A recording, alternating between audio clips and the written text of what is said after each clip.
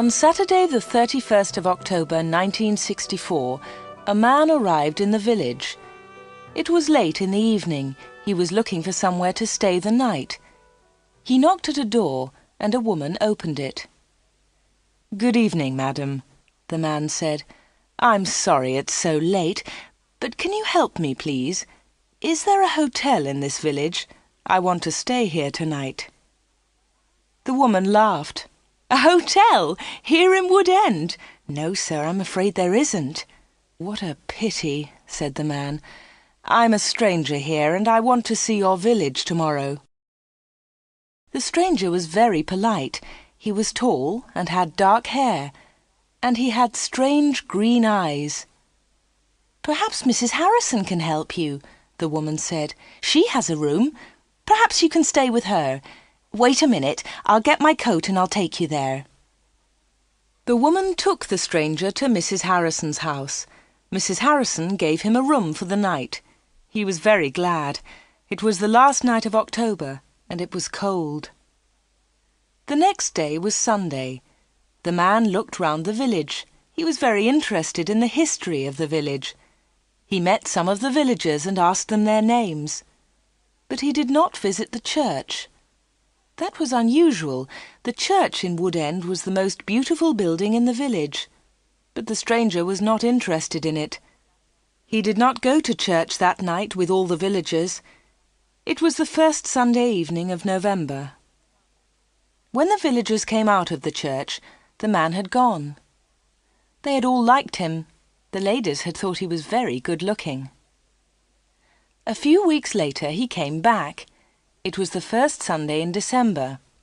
The villagers were coming out of church. It was cold and dark. "Hello," he said. "I'm back again. It's nice to see you all once more." His next words surprised everyone. "Perhaps you can help me," he said. "I'm looking for a house. I want to buy a house here." "Here?" someone said. "But why here?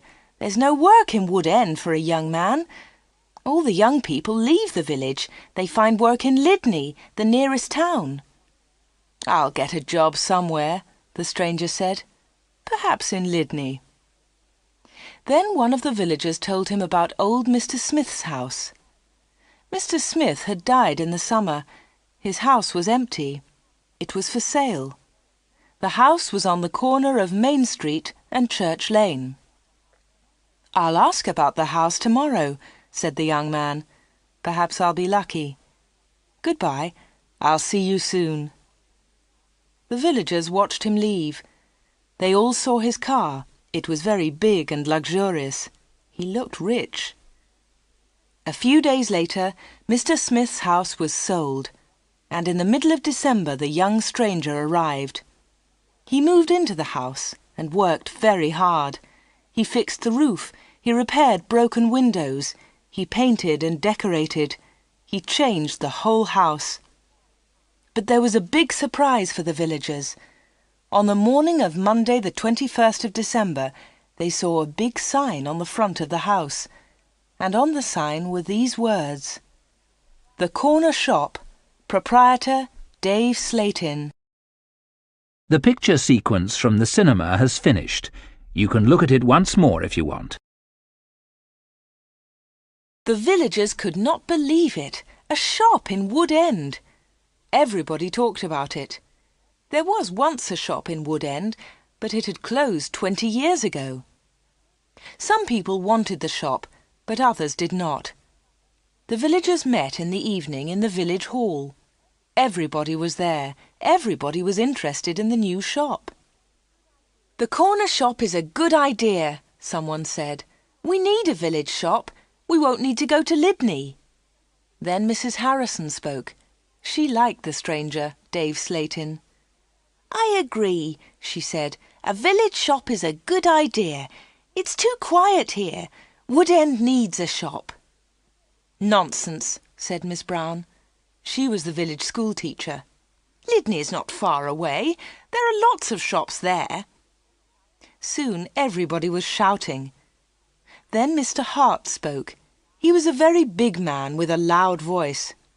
"Listen, everybody," he shouted. "We've never had trouble in this village before. We've always been quiet and happy. Now this shop is causing trouble." "Let Mr. Slayton speak," someone said. "It's his shop. Let him speak." "Ladies and gentlemen," said Dave Slayton, "I don't want to cause any trouble. I'm still a stranger in your village. But I want to be one of you. I want to be your friend. I like the people of Wood End."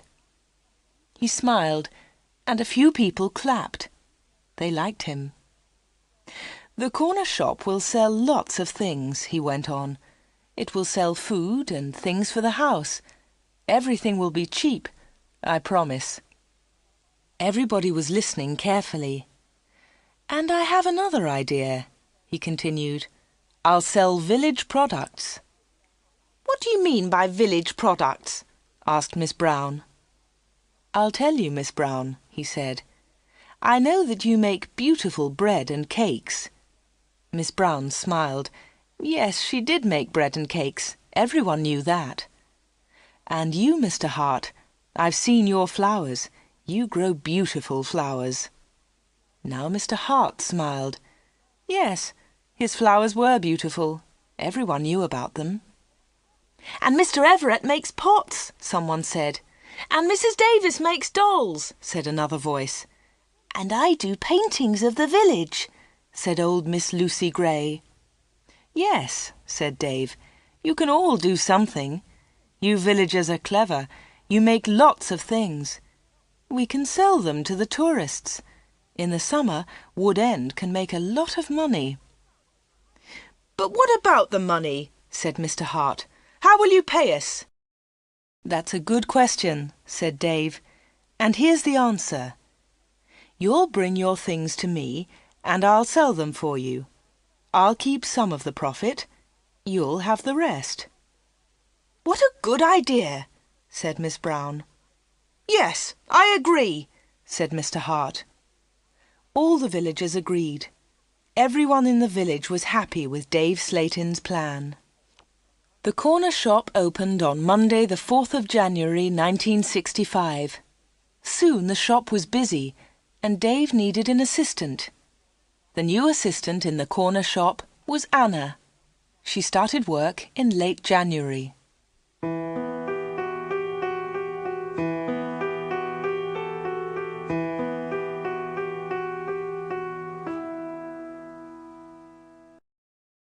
The picture sequence from the cinema has finished.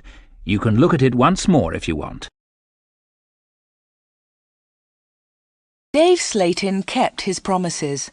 Things at the shop were good and cheap. "How does he do it?" asked Mrs. Harrison.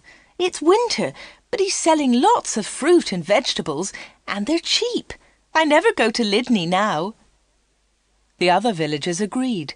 The corner shop was a success, and Dave seemed happy. He paid Anna good wages. Sometimes her friend Peter helped at the shop, and Dave gave him money too.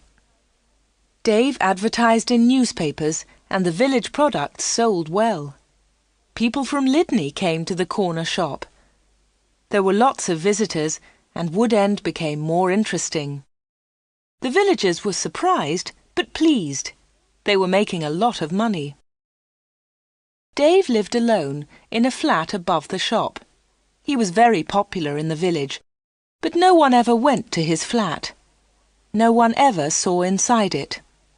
At the bottom of the stairs there were 2 doors. One led into the stockroom. The other door had a notice on it. "Special orders only. Keep out." The door was always locked. Anna never went into the special orders room. "Why do you lock that room, Dave?" Anna asked one day. "What's in there?"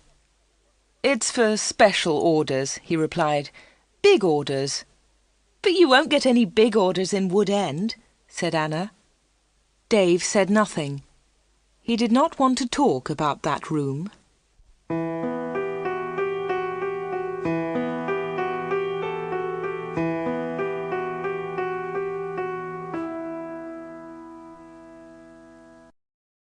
The picture sequence from the cinema has finished. You can look at it once more if you want.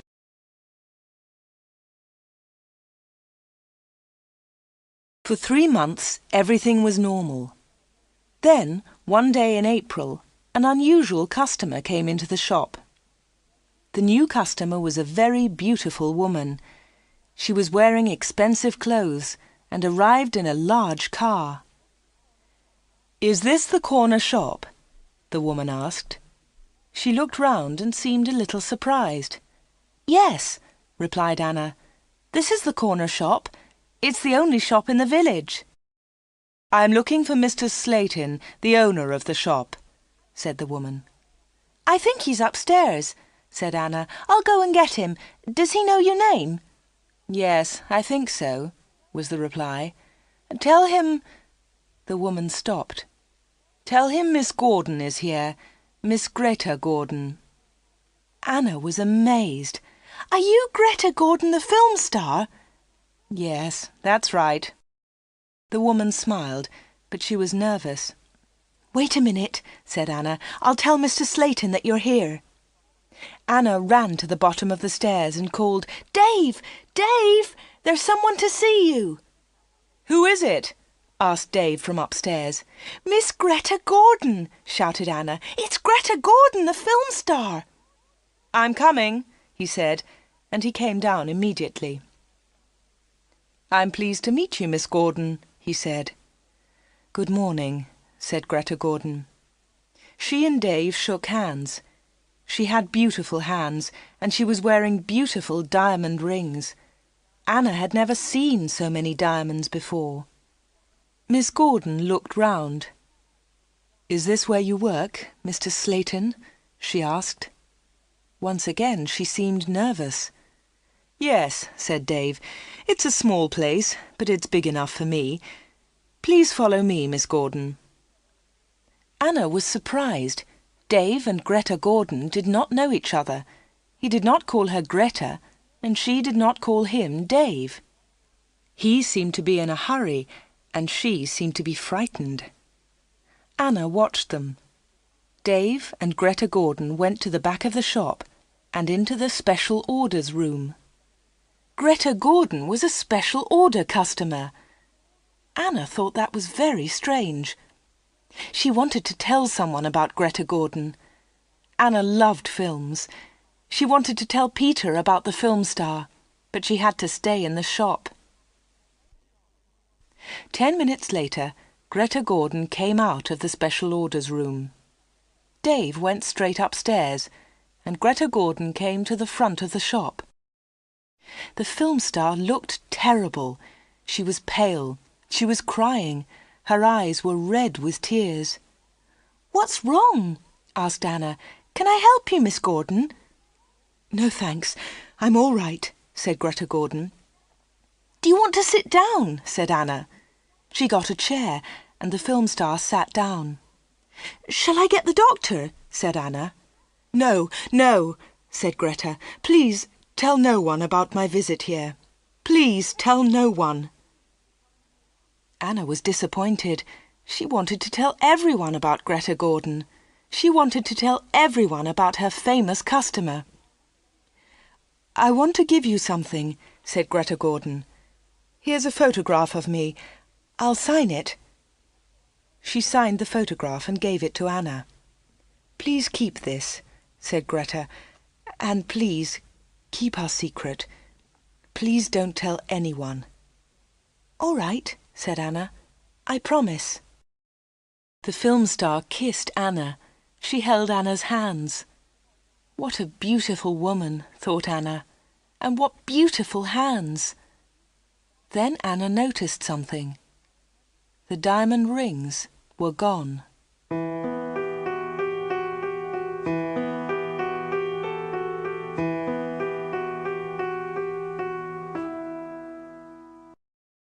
The picture sequence from the cinema has finished. You can look at it once more if you want.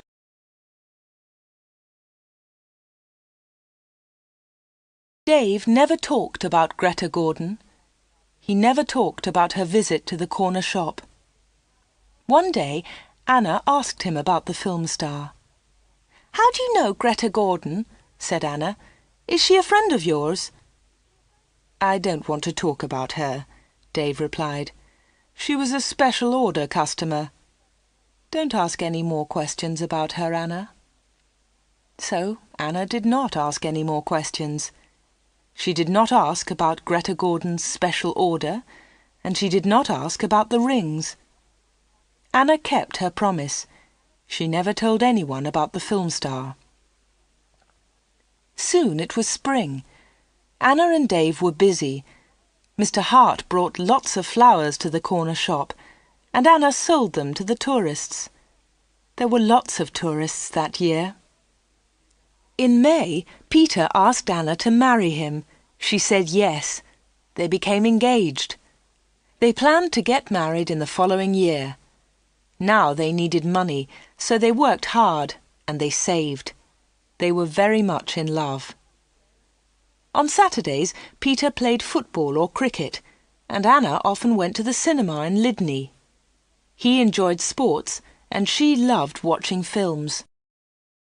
One day, Anna was reading Film News. This was a magazine about film stars. She turned the pages. There was a picture of Greta Gordon. Anna was pleased. What a surprise! Beautiful Woman was going to be a big film, and now Greta Gordon had the star part. Anna wanted to tell Peter about Greta, but she kept her promise. She did not tell anyone. But she did show Film News to Dave Slayton. "Look, Dave," she said, "here's a story about Greta Gordon. Isn't it great? She's got the big part in Beautiful Woman." Dave looked at the magazine. "Greta Gordon will star in Beautiful Woman." The star of Beautiful Woman was Joanna Lee, but Miss Lee has broken her arm. "I don't know what happened," said Miss Lee. "I was in my bedroom. I slipped and fell." Greta Gordon will now be the star of Beautiful Woman. "I'm so lucky," Greta told us yesterday. "I've always wanted the part. I can't believe it." "I don't know anything about films," he said. "Is Greta Gordon a big star?" Anna laughed. "Big star? Yes, she is. She's terrific." Dave didn't seem interested. "I hope she's happy with her big part," was all he said.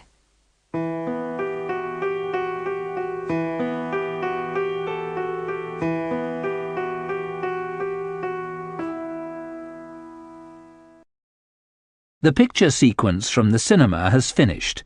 You can look at it once more if you want. Summer tourists were arriving in Wood End. The weather was beautiful and the shop was doing well.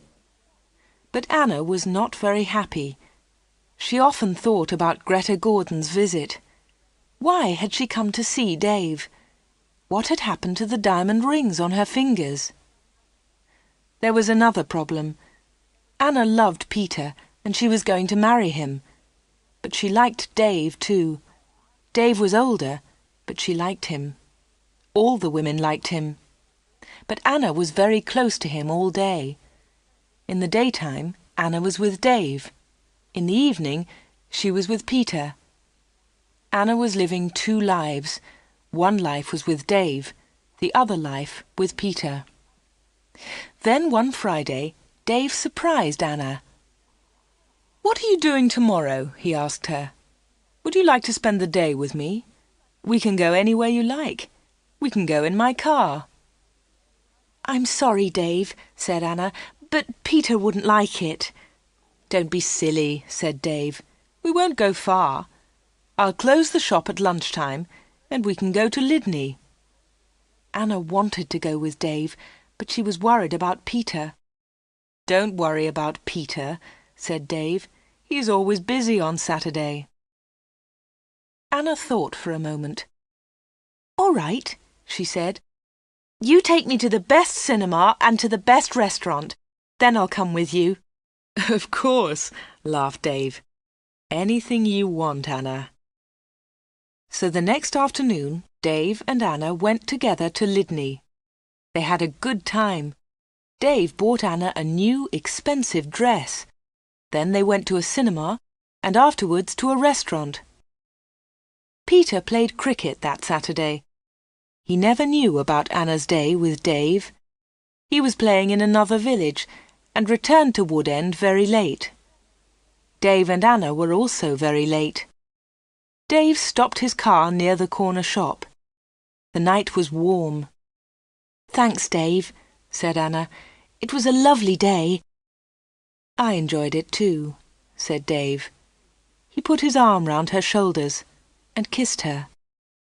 It was a quick kiss, but for Anna, it was wonderful.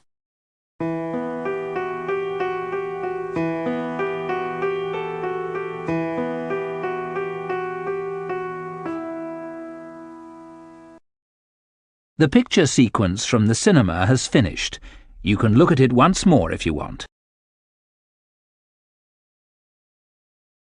The summer passed.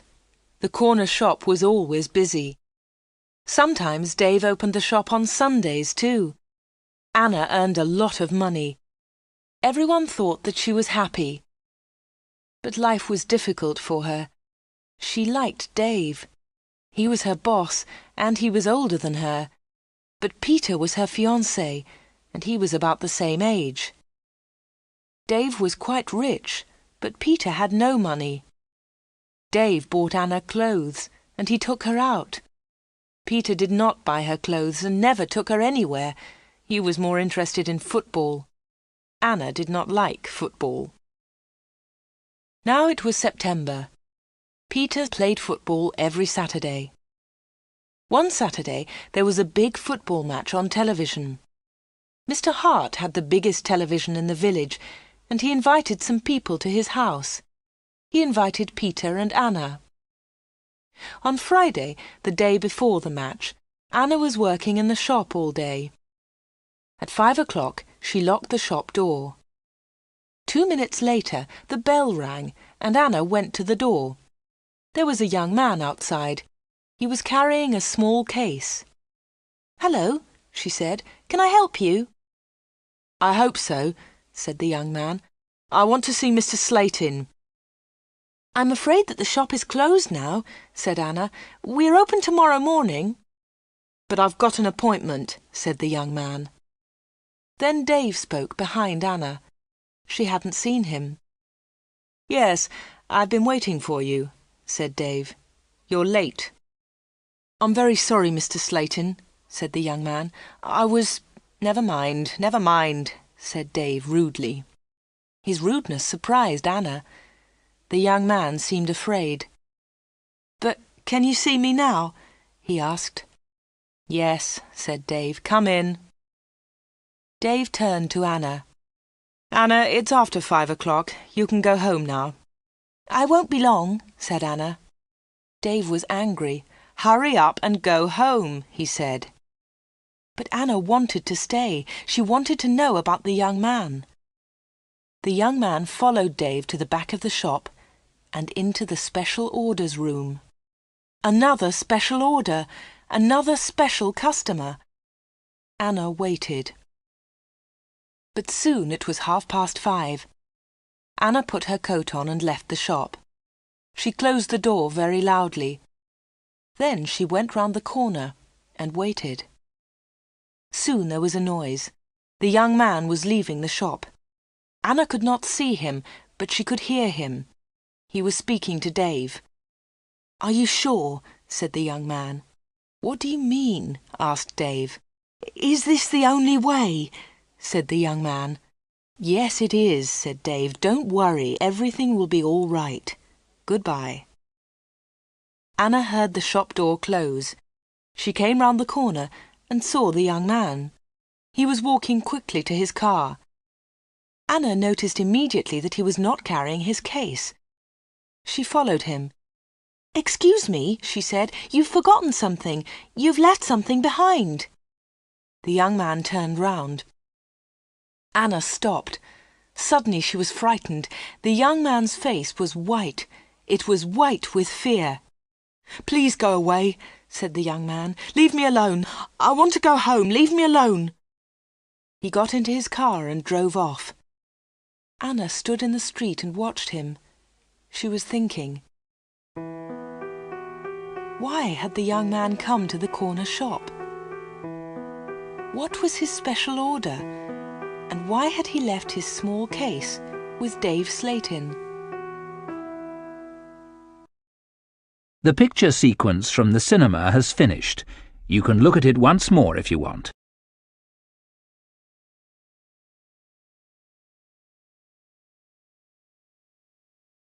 The next day was the day of the big football match.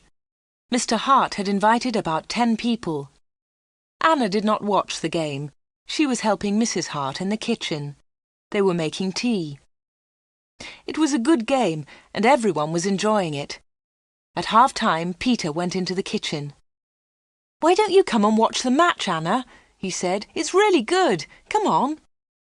Anna laughed. "No, thanks," she said. "I'm helping Mrs. Hart. Look, here's the tea. Can you take it in to the others?" "OK," said Peter. "It's a terrific match. Mike Bailey scored a great goal." Peter took the tea into the sitting room, and the second half of the match started. The second half was very exciting. Mike Bailey scored another goal after 20 minutes. The score was 2-0. Then the other side scored 2 quick goals. It was 2-2. There were only 5 minutes of the match left. "Come on!" shouted Peter. "Come on, Mike, let's have another goal!" In the last seconds of the match, Mike Bailey scored the winner. It was his 3rd goal of the match. But something was wrong. The other team's goalkeeper was injured. Bailey had been very near the goalkeeper, and he had kicked the ball very hard. The ball had hit the goalkeeper's neck. Mrs. Hart and Anna came in from the kitchen. "What's happened?" said Anna. "What's wrong?" "It's Brian Thomas, the goalkeeper," said Peter. "He's injured." It was serious. The goalkeeper had broken his neck.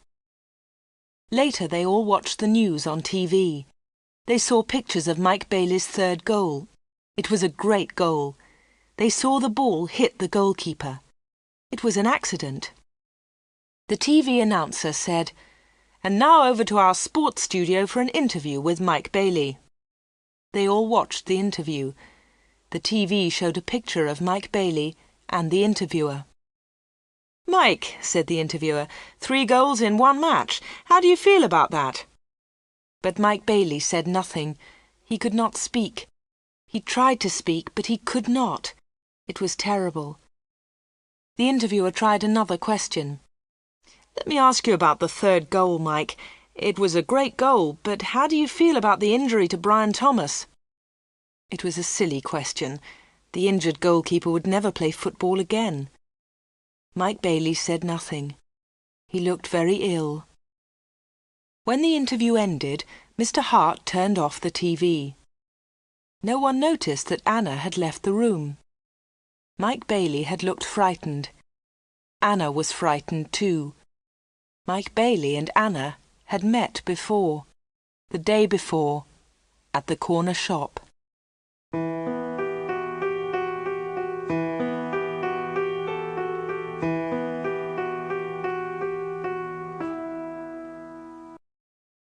The picture sequence from the cinema has finished. You can look at it once more if you want. Anna did not know what to do. She was only 17, but sometimes she felt much older.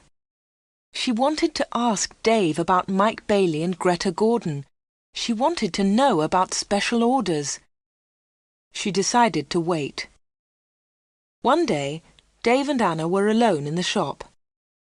"How's Peter?" asked Dave. "He's fine, thanks," said Anna. Dave smiled. "Is he still playing football?" "Of course he is," said Anna. Dave laughed. "You don't see him very much, do you, Anna?" "I see him 3 or 4 times a week," said Anna. "What about weekends?" Dave asked. Anna replied quickly, "I don't see him much at weekends. He plays football then." "When are you getting married?" asked Dave. "I don't know," she replied. "We haven't decided yet. Perhaps next year." "That's a long time." Dave smiled at Anna. Anna felt afraid. She also felt excited. She didn't know why. "Sometimes you're bored, Anna, aren't you?" said Dave. He looked into her eyes. "Yes," said Anna, "that's true." "Why don't you come away with me for a weekend?" said Dave. "We can go to London." A weekend in London! Anna had only been to London once for a day. Anna was excited, but she was also afraid. "I don't know," she said. "I must think of Peter." "Oh, forget him," said Dave. "He'll never know. Come with me and we'll go to the best shops. We'll go to the best cinema. Will you come with me?" Anna said nothing. Suddenly she had an idea. She looked at Dave. "Perhaps I'll come with you," she said. "Good," said Dave. "That's great." "But first," said Anna, "I want to ask you something." "What do you want to know?" he said quietly. "I want to know about your special orders." "Very clever," said Dave. "You're a village girl, but you're very clever, Anna." "Village girls aren't stupid," said Anna. "Now tell me about your special orders, then I'll come to London with you." Dave was angry. "One question. You can ask me one question," he said. Quickly, Anna asked, "Why do people come to you? Why—" "One question! Only one!" shouted Dave. "All right," said Anna, "but don't shout. Tell me, why do people come to see you?" Dave thought about his answer. He spoke quietly. "They come for help," he said. "They need help, and I sell help to them. That's all." Anna didn't understand. "What sort of help?" she asked. "One question," shouted Dave. "I've answered your question." Anna said no more. She and Dave had made an agreement. Anna had asked her question. Dave had answered it. Dave had invited Anna to London for the weekend, and Anna went with him.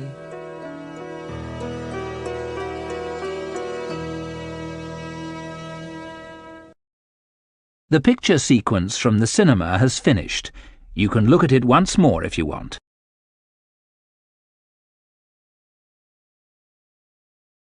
Anna enjoyed the weekend. They arrived in London late on Friday evening and stayed at a big hotel.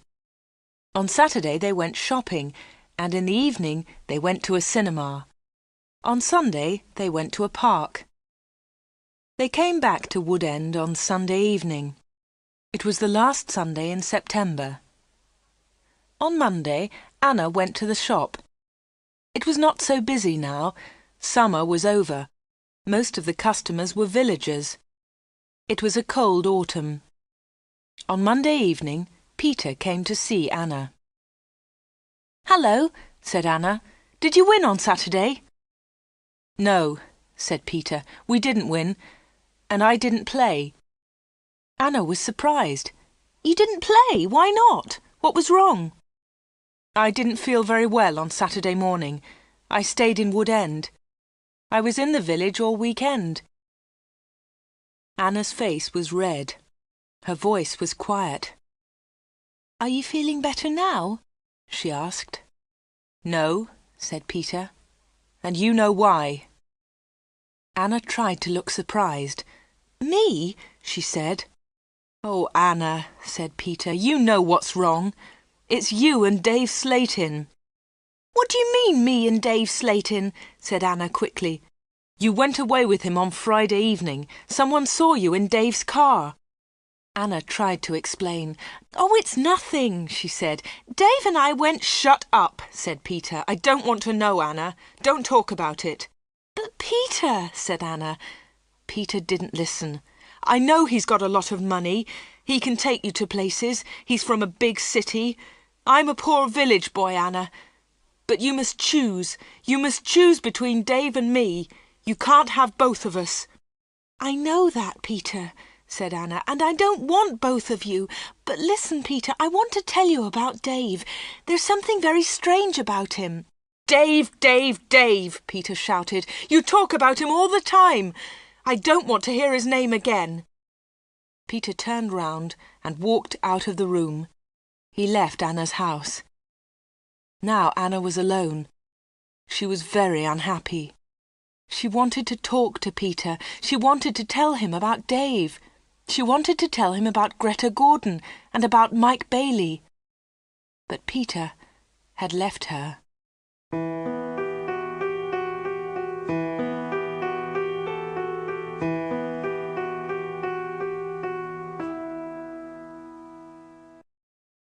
The picture sequence from the cinema has finished.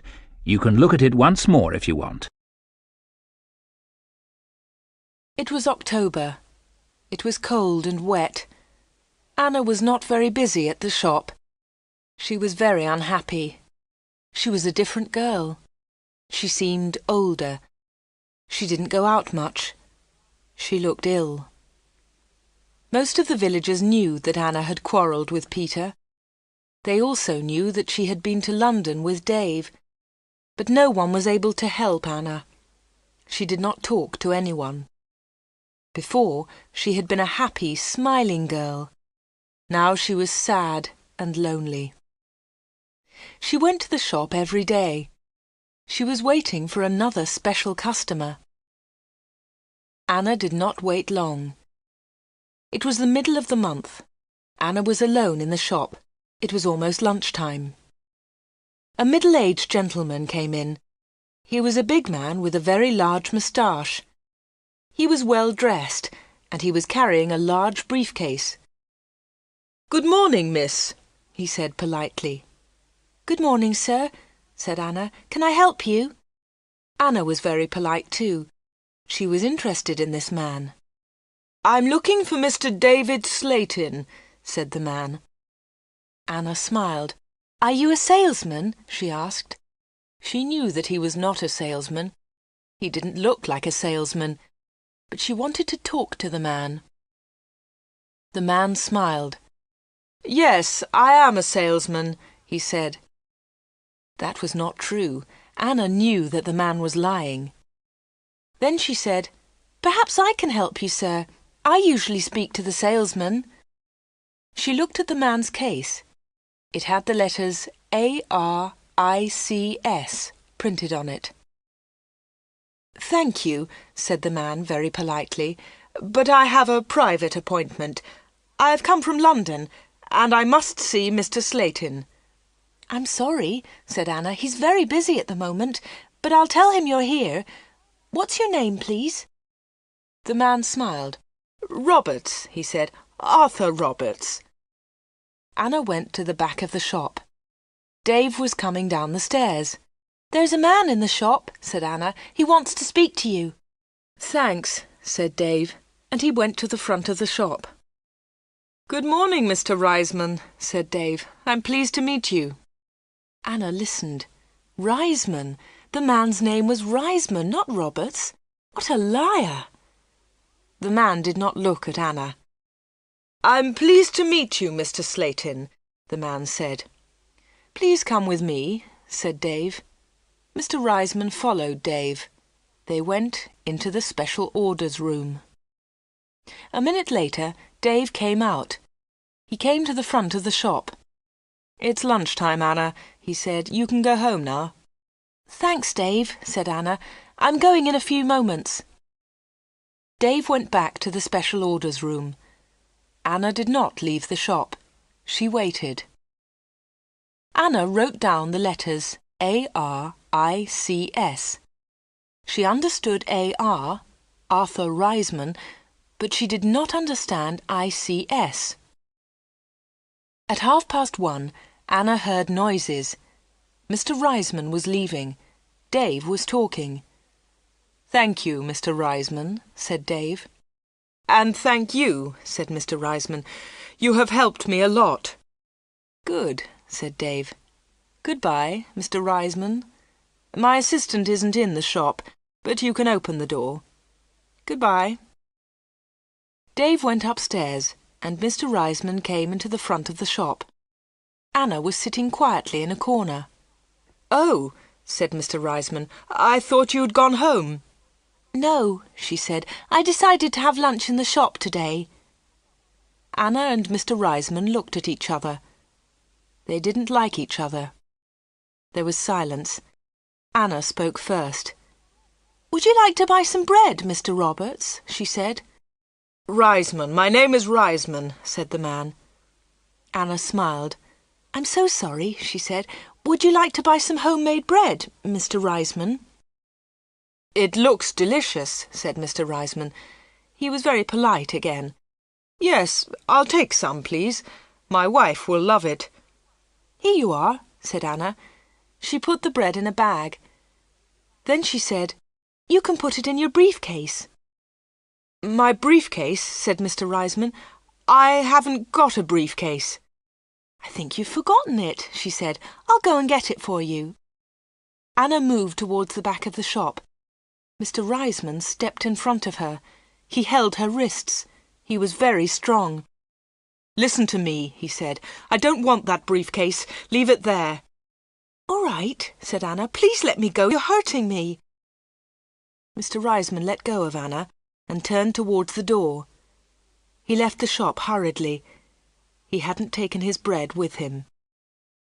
Anna watched Mr. Reisman leave.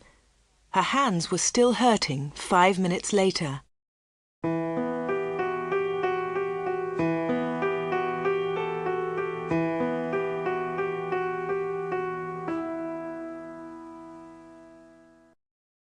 The picture sequence from the cinema has finished. You can look at it once more if you want.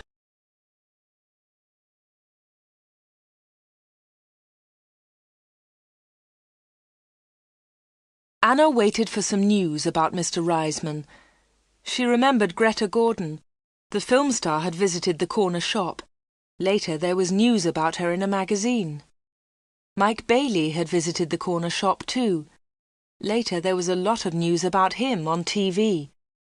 And now Mr. Reisman had visited the corner shop. Anna was waiting for some news about him. All 3 visitors had been special customers. They had all seen Dave. They had all been in the special orders room. And they had all left something with Dave. Greta Gordon had left her diamond rings. Mike Bailey had left his case. Mr. Reisman had left his briefcase. Anna wanted to find out more about the 3 special customers. She thought about Mr. Reisman. His case had the letters ARICS on it. She understood AR, but what was ICS? Perhaps Mr. Reisman was a businessman and ICS was his company. Anna looked in the newspapers, but she didn't find anything about ICS. She read the magazines. She listened to the radio. She watched TV. But there was nothing about ICS. Anna heard nothing. She saw nothing. Then she had an idea. She decided to go to London and find Arthur Reisman. It was a Friday. Early in the morning she left a note for Dave. She took the note to the shop. "Dear Dave," it said, "sorry I can't come in today. I'm going to Lydney. I'm buying some things for my wedding. Anna." The note did not tell the truth, but Anna didn't care. Anna took a bus to Lydney and then caught a train to London. She got to Paddington Station at midday. She got off the train and looked for a telephone box.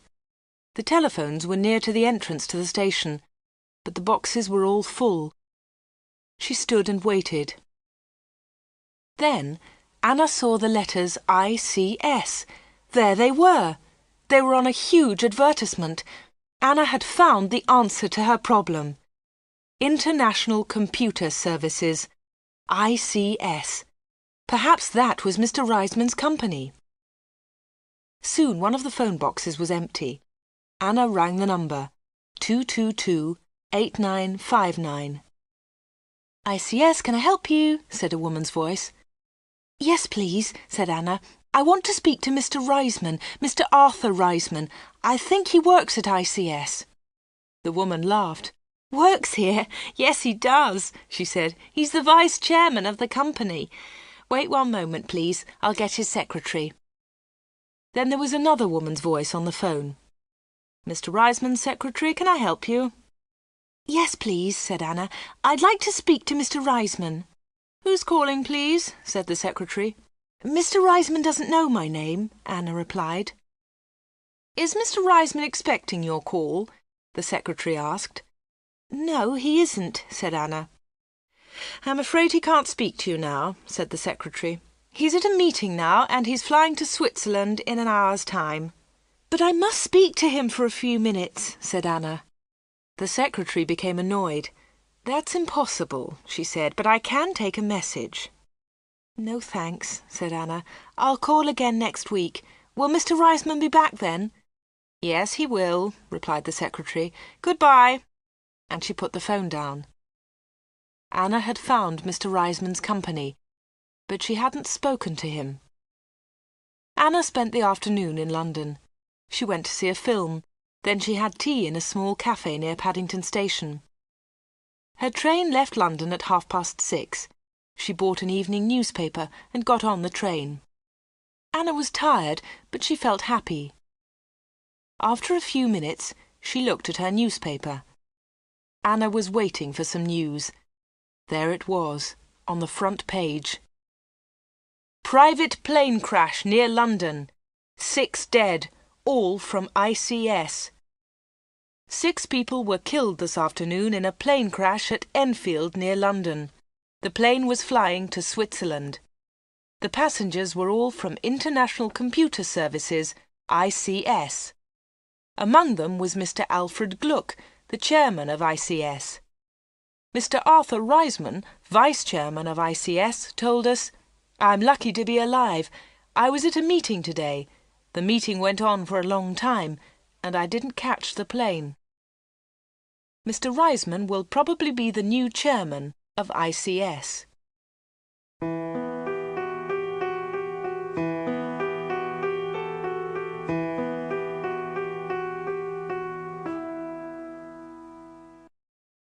The picture sequence from the cinema has finished. You can look at it once more if you want. Anna got home about 10 o'clock. She turned on the radio and listened to the news. The chairman of ICS was dead, and Mr. Reisman was the new chairman. Anna didn't sleep that night. She was thinking about Dave Slayton and the special orders. What were they? What was Dave Slayton doing in that room? On Saturday morning she went to the shop. Dave said nothing to her. He was angry because Anna had not worked on Friday. He didn't ask about her day off, and Anna didn't tell him about it. At 11 o'clock, Dave left the shop. He got in his car and drove off. Anna was alone. This was her chance. She went to the back of the shop and turned the handle of the locked door. But the special orders room was not locked. Dave had forgotten to lock it. Anna opened the door and went into the room. It was a small room, dark and hot. Anna turned on the light, but it was not a very strong light. She looked round the room. There was a small table, 2 old chairs, and a lot of boxes. That was all. Special orders? There were no order books, no papers, no pencils. Anna walked round the table. It was difficult because there were a lot of boxes on the floor. Anna opened one of the boxes and looked inside. She found some old magazines and newspapers. Underneath, there were some dirty old clothes. But underneath the clothes, she discovered some money. Lots of money. British money, French money, American, German. There was money from all over the world. Anna was amazed. She had never seen so much money before. She looked round again and found Mike Bailey's case. It was empty. Then she found Arthur Reisman's briefcase. That was empty too. Then Anna looked into a bigger box. Inside it were some dolls, with broken arms and legs. One of the dolls was very beautiful, but it had a broken arm. Anna put it on the table. Then Anna found a book about football. Inside there were some pictures of footballers, but the pictures were all torn. Anna put the book on the table. Anna looked into the box again and found some little cars. Most of them were broken. She found a small model aeroplane. It was broken too. Anna put all these things on the table. What a strange collection! There was the money, the broken doll, the toy cars, the model aeroplane, and there was the football book with the torn pictures. Anna looked at the things on the table. What were they for? Why did Dave Slayton keep them in this locked room? Suddenly Anna jumped. There was a noise behind her. Someone was standing at the door.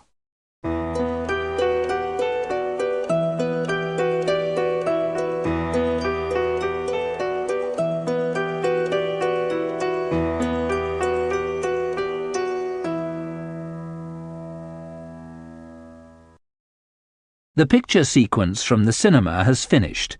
You can look at it once more if you want. "What about the diamond rings?" said a voice. It was Dave Slayton. He was laughing. "I left the door open for you," he said. "I wanted you to go into this room this morning." Anna was frightened, but she tried not to show her fear. "You haven't found the diamonds," Dave said again. Anna remembered Greta Gordon's diamond rings. Were they in this room too? "Here," said Dave. He came into the room and picked up an old box. He took out the rings and threw them on the table. "They aren't yours," said Anna. "They belong to Greta Gordon." "They belong to me," laughed Dave. "She gave them to me." "But why?" asked Anna. "Why? Why did Greta Gordon give you those diamonds? And all this money? Who gave you the money?" "My special customers," said Dave. "My special customers gave me the money. It's mine now." "Mike Bailey and Mr. Reisman gave you all this money?" asked Anna. "Yes," said Dave. "You have seen some of my special customers, not all of them."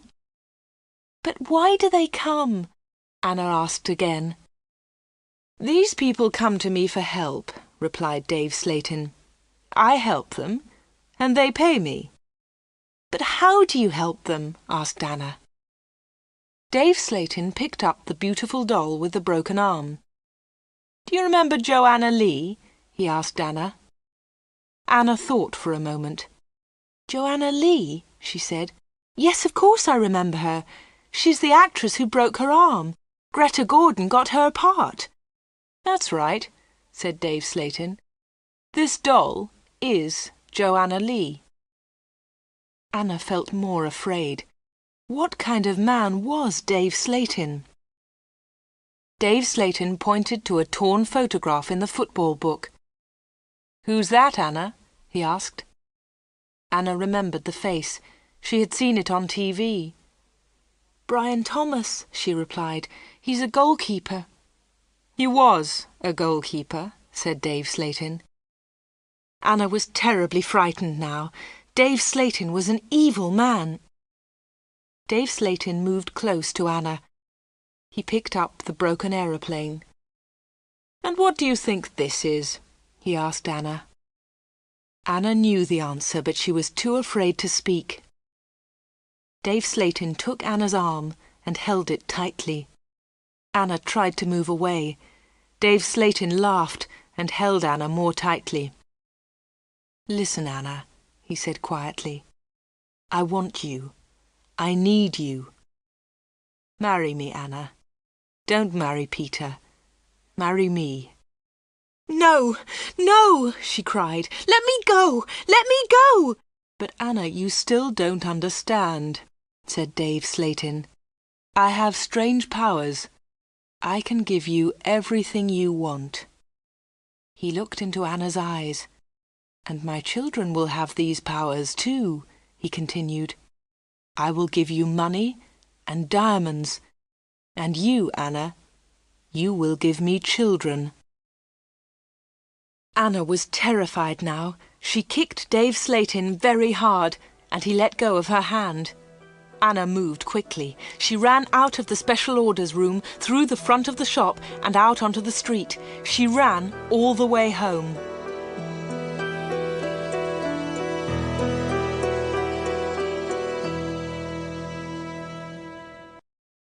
The picture sequence from the cinema has finished.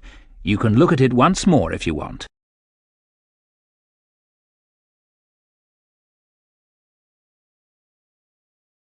When Anna got home, she felt terrible and went to bed.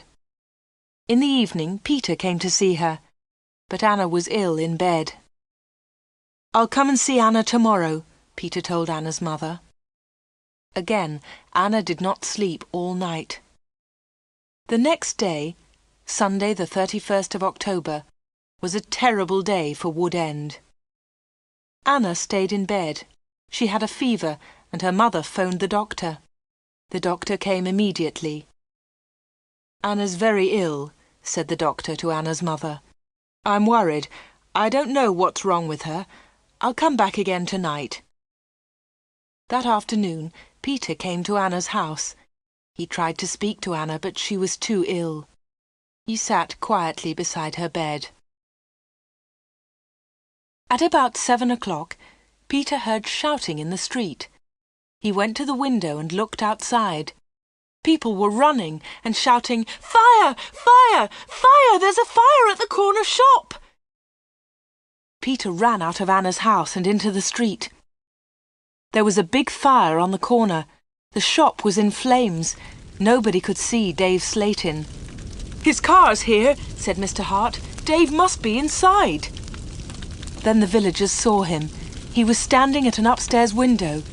"Jump, Dave!" they shouted. "Jump! Save yourself!" But Dave did not move. He was standing at the window, and he was laughing. Some of the women in the street started screaming. Mr. Hart tried to run into the shop, but the others pulled him back. Flames were leaping up from the shop. The flames reached Dave Slatin. The villagers saw that he was still laughing. That was the last time they saw him. The flames hid him completely. No one was able to save him, and no one ever saw him again.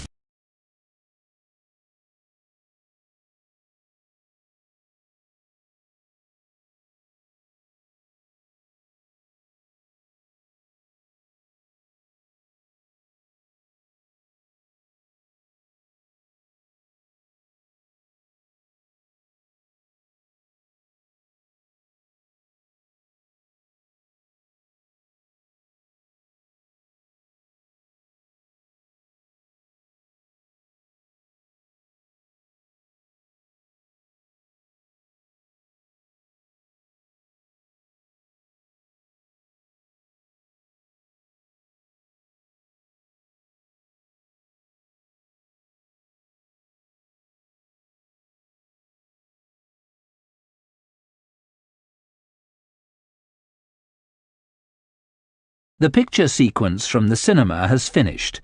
You can look at it once more if you want.